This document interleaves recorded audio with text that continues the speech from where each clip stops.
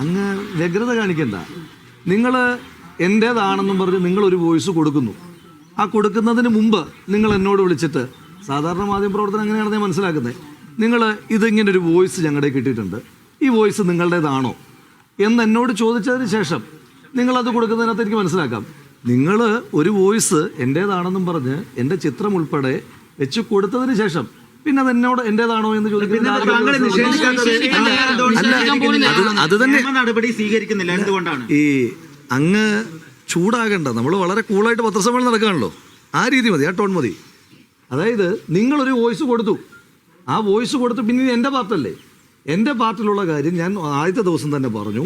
ഈ അന്വേഷണം മുന്നോട്ട് പോയതിന് ശേഷം ഒരു ഘട്ടം കഴിയുമ്പോൾ എനിക്ക് എപ്പോഴാണോ അതിൻ്റെ ബാക്കി കാര്യങ്ങൾ ആഡ് ചെയ്യാനുള്ളത് ആ സമയത്ത് ഞാൻ ആഡ് ചെയ്യുകയും എനിക്ക് നിയമപരമായി മുന്നോട്ട് പോകാനുള്ള അവകാശം രാജ്യത്തുണ്ടല്ലോ. ഈ രാജ്യത്ത് എനിക്ക് മുന്നോട്ട് പോകാൻ അവകാശമുള്ളിടത്തോളം കാലം ഞാൻ ആ അവകാശമായിട്ട് മുന്നോട്ട് പോവുകയും ചെയ്യും. ഞാൻ ഇപ്പോഴും ഇങ്ങനെ നിൽക്കുന്നതിൻ്റെ ഏറ്റവും ഉത്തമമായ ബോധ്യം, ഞാൻ ഈ രാജ്യത്തെ ഏതെങ്കിലും നിയമത്തിനെതിരായിട്ട് ഇന്നത്തെ ദിവസം വരെ ഒരു പ്രവൃത്തിയും, ഇതെന്നല്ല രാജ്യത്തെ നിയമത്തിനെതിരായിട്ട് ഒരു പ്രവൃത്തിയും ഞാൻ ചെയ്തിട്ടില്ല എന്ന് ഉത്തമമായ ബോധ്യമുള്ള ഒരു പൗരനെന്ന നിലയിൽ ഒരിക്കൽ കൂടി പറയുന്നു, ഈ രാജ്യത്തെ ഏതെങ്കിലും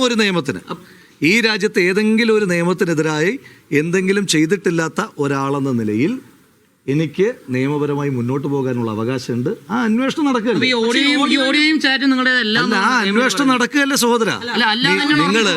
നിങ്ങൾ ആ വോയിസ് എന്നാ പിന്നെ എടുക്കണ്ടെന്ന് ഞാൻ പറഞ്ഞു, എടുക്കണ്ട എന്ന് ഞാൻ പറഞ്ഞു, അല്ല എടുക്കണ്ട എന്ന് ഞാൻ പറഞ്ഞു. അല്ല ഞാനത് പറഞ്ഞല്ലോ, നിങ്ങളിത് കൊടുക്കുന്നതിന് മുമ്പ് നിങ്ങളിത് എന്റേതാണെന്ന് പറഞ്ഞ് ആധികാരികമായി കൊടുത്തിട്ട് പിന്നെ എന്നോട് ചോദിക്കുന്നതിനാ, ഇത് നിങ്ങളുടെയാണോ ചോദിക്കുന്നതിനാ? ആ ചോദ്യത്തിന് അതാണോ അല്ലയോ, അത്തരം കാര്യങ്ങൾക്കെല്ലാം കഴിഞ്ഞു പോയിട്ടില്ലല്ലോ. ഞാൻ ആദ്യത്തെ ദിവസം തന്നെ പറയുന്നുണ്ടല്ലോ, ആദ്യത്തെ ദിവസം തന്നെ ഞാൻ പറഞ്ഞിട്ടുണ്ട്, അതായത് ഒരു അന്വേഷണം നടക്കുന്നുണ്ട്.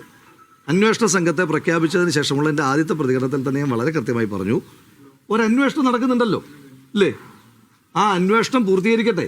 ആ അന്വേഷണം പൂർത്തീകരിച്ചിട്ട് എനിക്ക് ചെയ്യാനുള്ള കാര്യങ്ങൾ, പിന്നീട് എൻ്റെ ഇപ്പോൾ നിങ്ങളുടെ ആക്ഷൻസ് ആണല്ലോ നടക്കുന്നത്, ആ അന്വേഷണം കൂടി കഴിയട്ടെ. അന്വേഷണം കൂടി കഴിഞ്ഞിട്ട് പിന്നെ ഞാൻ എന്താണ് റിയാക്ട് ചെയ്യേണ്ടത്, എപ്പോൾ റിയാക്ട് ചെയ്യണം, എങ്ങനെയൊക്കെ നിയമപരമായി മുന്നോട്ട് പോകണമെന്ന് അത് തീരുമാനിക്കണം. പാലക്കാട്ടേക്ക് തിരിച്ചെത്തിയപ്പോൾ ഒരു വിശദീകരണം നൽകും ജനങ്ങൾക്ക് എന്ന് പറഞ്ഞിരുന്നു.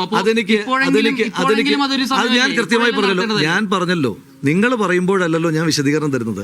അന്വേഷണം ഞാൻ ഇപ്പോഴും പറയുന്നു, ഈ അന്വേഷണം മുന്നോട്ട് പോകട്ടെ. അന്വേഷണത്തിൽ ഞാൻ തീരുമാനിച്ച, അല്ലെങ്കിൽ ഞാനുമായി ബന്ധമുള്ള ആളുകൾ തീരുമാനിച്ച, നിയമവിദഗ്ധരുമായി ആലോചിച്ചപ്പോൾ തീരുമാനിച്ച ഒരു ഘട്ടമുണ്ട്. ആ ഘട്ടം കഴിയുമ്പോൾ എനിക്ക് പറയാനുള്ളത് ഞാൻ പറഞ്ഞു തുടങ്ങും. അതുപോലെ തന്നെ പിന്നെ നിയമപരമായ കാര്യങ്ങളൊക്കെ, നിയമപരമായി എന്തെല്ലാം പോരാട്ടം വരാനിരിക്കുന്നു, എൻ്റെ ഭാഗത്തു നിന്നുള്ള എന്തെല്ലാം നിയമപരമായ പോരാട്ടം വരാനിരിക്കുന്നു, അതിനൊക്കെ സമയമുണ്ടല്ലോ. എന്തിനാ